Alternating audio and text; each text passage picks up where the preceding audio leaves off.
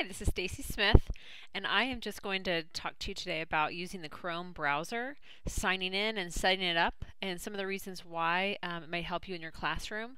First, I utilize the Chrome browser for bookmarks, for extensions, and for apps, and the ability to use all of those things so I can access things pretty quickly in the classroom. So when I first go into Chrome and I click on the browser, it's going to open up just a regular, you're probably going to get onto your Milford Share page when it first opens up. So in order to get to this Chrome page, to actually set up Chrome, you go to the far right hand side where you have the three horizontal lines. We're going to scroll down through to Settings. And from Settings, the first option is going to give you to sign into Chrome. This is where I'm going to be able to add my Google account, and then everything's going to sync with my Chrome account on whatever device I'm on. So I'm going to go ahead and enter my username here.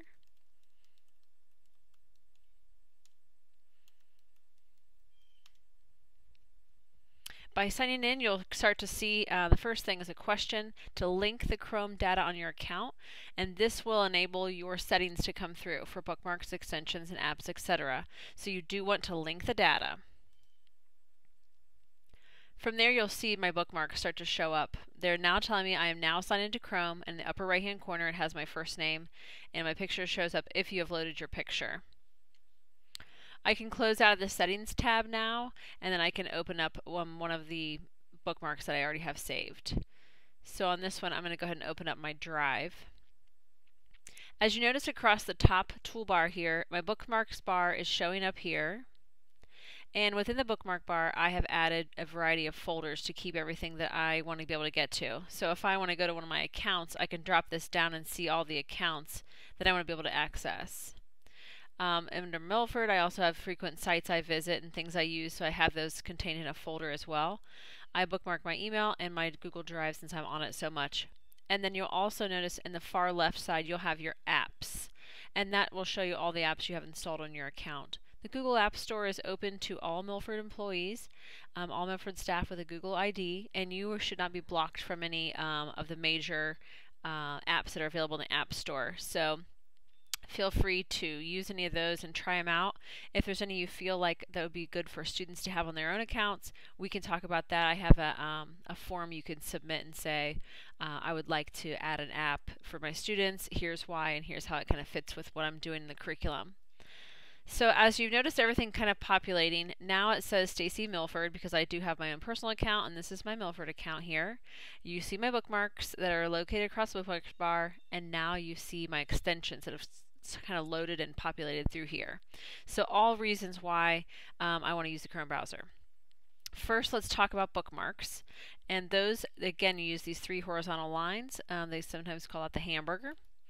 So we're going to click on that, drop it down to bookmarks, and then go to the bookmark manager. From here, you're able to create those folders. So here I can create a folder, I can add it and name it whatever I'd like, and then I can start saving some additional accounts there. So if I want to add one, I can add a folder here and put some things in it. Most of my folders are already kind of built from here. The next step is to kind of fill in each of those folders has the bookmarks that you've already selected. You've told them where to go. So I'll kind of show you through some of that. If I want to add, say I'm using MobyMax in the classroom with students and I want to be able to have this bookmarked in the URL bar here where you have the ability to see the web address. You're going to click on the star. From here it's going to ask you where do you want this bookmark to go. So I'm going to take away this part and just leave it as MobyMax, and I want it to go to my accounts. This is the things I sign into on a daily basis. So I'm going to go ahead and say done. And now every time I want to access that on any computer where I sign into Chrome, whether it be my desktop, a Chromebook, my own personal device, my phone, a tablet, anything I'm signed into Chrome with, it does sync all your bookmarks, apps, and extensions. So under accounts, now MobyMax has been added here. And most of this is done through that hamburger button on the right, and then dropping it down, this was bookmarks, to the bookmark manager, which is where I am right now and still looking here. And you can add as many folders as you like to fill up this area. It's just overwhelming sometimes to have a lot of bookmarks and not have anywhere to put them. So this is where they fall, is in this area. The next thing about the Chrome browser I'll point out is the ability to have extensions and apps. So let's talk about the difference between both of them. My regular Google Drive is here. If I want to open up another tab, I can hit the button beside it here. This gives me a new tab, and I can go ahead and go to my apps. These are all apps that are affiliated with your Google account. You can add these all from the web store. The web store again is here. And a lot of these I've added just because of presentations and things that I've been to where I've seen someone to use them, and I've added them to my account so I could play around with them and see how they work and help teachers with them. So any of the apps that you see, I've got 4 pages, and it kind of expands as many apps as you have. It'll keep adding them for you. So these apps are all available for me to use in whatever way that they're intended for. Each of them has a different purpose. There's something for me to use in them. I don't use them all daily for sure. There's a lot of them here, but anytime I want to use them, I can kind of remember, hey, I think I have an app for that somewhere, and so I can go and pull it up and use that.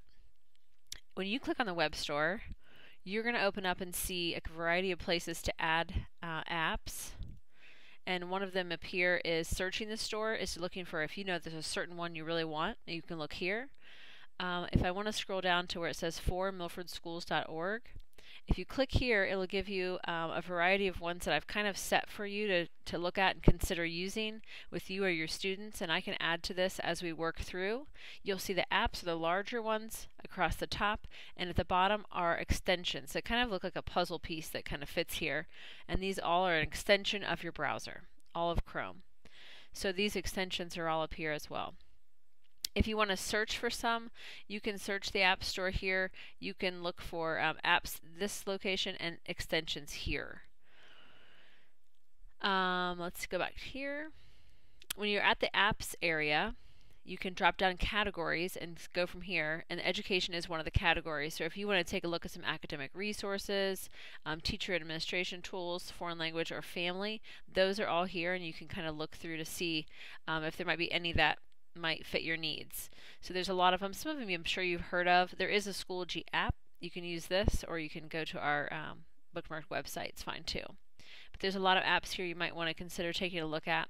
Each app that you click on, by clicking on it, it kind of gives you a description. I know Nearpod's one that I enjoy using with students. It'll give you some information about it here. It'll tell you if it's compatible with your device, whatever you're on at the time. And then you can add it to Chrome from here. They also have a website. It'll tell you that here and say visit website. So I'm going to go ahead and add Nearpod to mine. And it shows up here in my apps. And again on those big pages of apps that I showed at the beginning. So all these are available to me. Most apps are kind of going to take you out to a new tab or a new, kind of like a website. But they're just a quicker way to get to them by putting them in your apps. So they're going to take you somewhere. An extension, which are these up here, are going to be tools you can use while you're using a website or your drive. So there'll be tools that kind of help enhance what you're already working on, whereas apps actually probably take you out to a new tab and a new location. In your browser, you know you can also drag tabs and move them if you like them in a different order. A couple apps up here, I know you probably have Screencastify to make screencasts like this one. You can manage your extensions. A lot of you already, I think Milford Schools already has this one installed for you, which is a list of all the extensions and apps that are currently loaded on your account. This is just for you to know. You can turn them off and on here by unchecking them, and I kind of just leave mine on so they're available for me. There are a couple others that kind of overlay. You might not want to leave them on all the time. The next one I have up here is save as PDF. So whatever website you're on, if you're reading an article or you want to find an article that may be a nonfiction piece of reading for your students, you can save that as a PDF, and you can add it to your drive and share it with your students that way, or via the web address. One that we recently have added here, you might notice, is EasyBib, and it is a citation. So you can cite this website on EasyBib. It'll give you the information that it can pull from the site itself, and the students may have to go back in and check to see if there's an author, check to see if there's a publishing date, things like that. And they can create bibliographies for the work they're doing on research. And I might, like, most of these accounts are all, like, apps or extensions are free for you. Once in a while you'll come across one that is a paid subscription. At this time we try to take advantage of all the free ones that are available to us, and use those as we can. If there's one that you feel passionate about that may really fit in with your curriculum, that is worth talking about, you can still request that one, and we can take a look at it and see if there's someone that's similar that may be free, and see what we can find out for you. One that's called One Tab. By clicking One Tab, it takes all the tabs I currently have open and it kind of drops them all together. So I just had 2 open here. Frequently I'll have 8 to 10 tabs open at the top, and I can save all those. So you can save these in one tab. I can restore all of them, go back just the way it was, and I'm back to where I was. That's a nice extension to be able to use if you want to close things up. Google Hangouts is here. I encourage you to use that, especially if you're working with other teachers and want to be able to message them. You can use Google Hangouts. I can always come into a Google Hangout with you to help you at your computer, or you can actually have a Google Hangout and be a guest in somebody else's classroom, which is kind of cool to be able to do, to read and maybe be a guest reader in the class from across the district. So that's something fun to consider.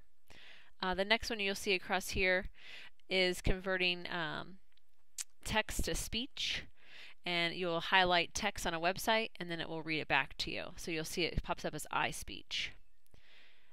Another extension would be Google Drive Quick Create. When I tap this, it's going to ask me which one I want to create, and you can quickly create it without having to go back into your drive and hitting the new button. The next extension is actually Save It to Drive. So this one's going to save to Google Drive. Anything you tap on here will save a document or whatever you're working on, a website information. It'll save it to Google Drive for you, so you can access it and kind of file it there. So as you go through, there's a lot of extensions, hundreds, thousands of extensions you can use.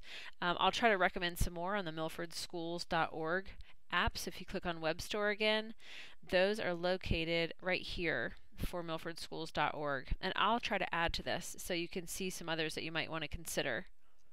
The last thing I'm going to talk about today is actually like requesting an app. If you feel like there's a Chrome app that you'd like to use with your students, or you want to know some more about some apps, the first place I'll take you, this is the home page for the technology integration. I will point out that this is where the professional development calendar is, and where I am throughout the week, and when I'll be doing sessions before or after school. And then every Tuesday I send you a message and I post it here in the tech blog. So it's located here for you.